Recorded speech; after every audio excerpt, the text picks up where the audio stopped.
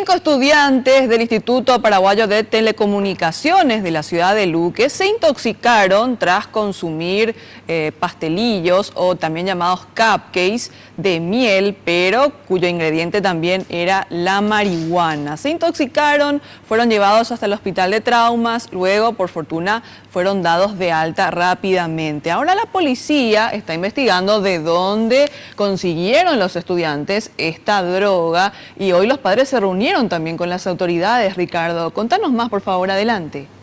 Muy buenas tardes, Cintia. Y en base a las primeras averiguaciones, estos 5 estudiantes habrían consumido los famosos cupcakes de cannabis durante el receso. Luego volvieron al aula y empezaron a sentir dolores estomacales y mareos. Ellos fueron derivados rápidamente hasta el hospital del Traumas, donde le realizaron análisis de orina y en base a su rápida evolución fueron dados de alta.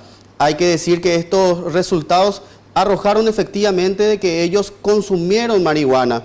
Ellos dijeron a sus padres de que no sabían cuál era el ingrediente de esta torta. Escuchemos lo que decía el director Manuel Velázquez del Instituto Paraguayo de Telecomunicaciones. Primeramente nosotros estamos todos en la etapa de averiguaciones y luego pasaremos a la siguiente etapa. Ahora no puedo hablar todavía de una sanción en forma directa ahora, pero sí es un caso que nos preocupa a todos. De acuerdo a lo manifestado por la Policía Nacional, estos casos no son aislados, incluso ya se habían dado en otras instituciones públicas y privadas. Escuchemos lo que decía la jefa de seguridad de centros educativos.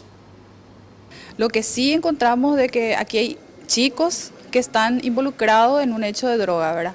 Ahora hay que investigar ya con dirección fiscal qué fue lo que ocurrió realmente, si existe la torta, si hay droga, si quién trajo la droga, porque es un hecho también grave, ¿verdad?